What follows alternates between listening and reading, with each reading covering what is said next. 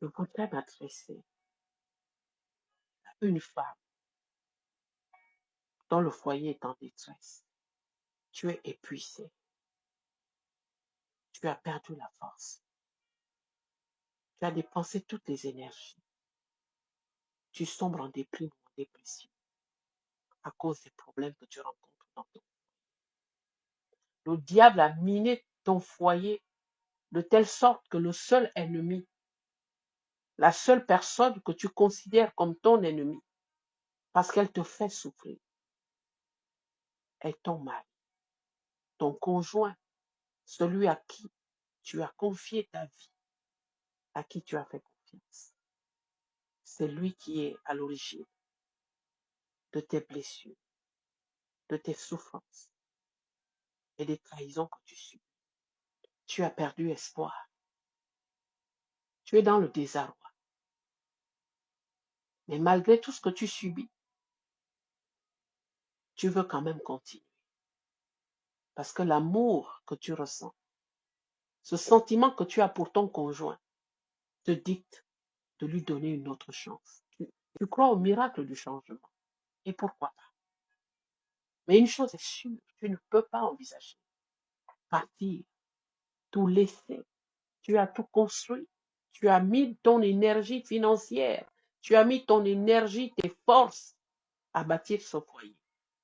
Et certainement à lui donner des enfants. Et tu te dis, je peux encore lui donner une chance. Peut-être qu'il va changer. Et tu mènes un combat spirituel. Et tu te rends compte que ça fait des années que tu donnes cette chance et il ne change pas. Et ce qui te fait encore plus mal, c'est que tu as ce sentiment que Dieu ne t'entend pas, que Dieu ne t'exauce pas. Tu tournes en rond et tu te sens comme plongé dans les ténèbres de ton foyer. Alors tu es dans le désarroi. Je me suis retrouvée dans cette position où tu as vraiment le sentiment que tu vis dans un foyer et jamais tu ne sentiras le bonheur. Tu as le sentiment que tu t'es mariée pour être malheureuse. Tu essaies de brasser les vents, mais le bonheur n'est pas ton partage.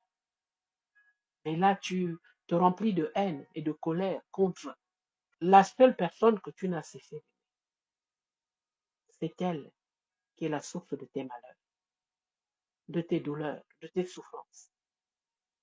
Un coup tu bénis, un coup tu maudis. J'ai ressenti ça. Et quand tu es dans ce tunnel qui ne semble pas prendre fin, tu te dis, mais que dois-je faire? Pourtant, je prie, je suis en Christ. Je me suis peut-être aussi mariée en Christ pour certaines personnes. Mais il semble que le Seigneur n'a pas décidé de me sortir de là. Il semble que mes prières ne lui parviennent pas. Ma chérie, il y a un problème. Et ce problème, en fait, vient de toi. Tu es blessé, tu es fatigué, mais tu n'as pas pris le temps de te soigner. Tu n'as pas pris le temps de consulter des spécialistes du cœur, de la maladie de l'amour. Tu n'as pas pris le temps de consulter un thérapeute familial. Tu n'as pas pris le temps de prendre soin de toi. Parce que tant que tu n'auras pas pris soin de toi, les blessures que tu ressens vont s'aggraver. Ça s'appelle les blessures intérieures. Ton cœur est brisé. Mais tant que tu n'as pas pris le temps de te guérir, tu ne peux pas avoir le cœur à la prière. Et non seulement cela, tes prières sont remplies d'amertume, de tristesse et de colère. Donc Dieu ne peut pas exaucer de telles prières. La première chose, c'est de prendre le temps d'être accompagné et de guérir des blessures émotionnelles, des blessures intérieures et des blessures, des souffrances psychologiques. C'est après cette guérison que l'on peut aborder la situation. Un jour, le Seigneur m'a dit, tu pries mal parce que tu pries pour que je te venge. Change de mode de prière.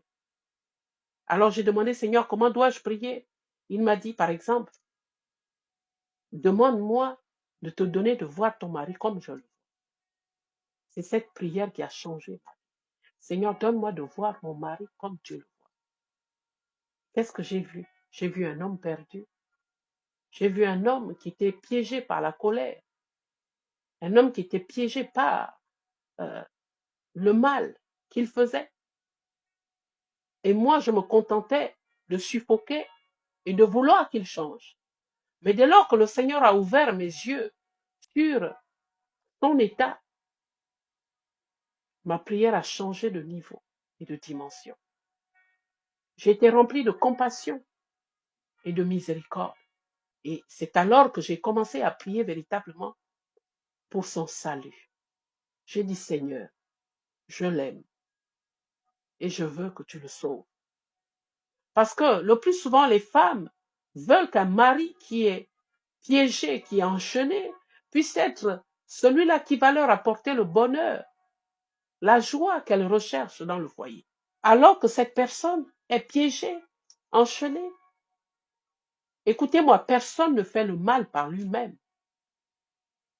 C'est le diable qui habite ou qui influence un homme ou une femme pour faire du mal. Et pourtant, tu sais que ton mari t'aime.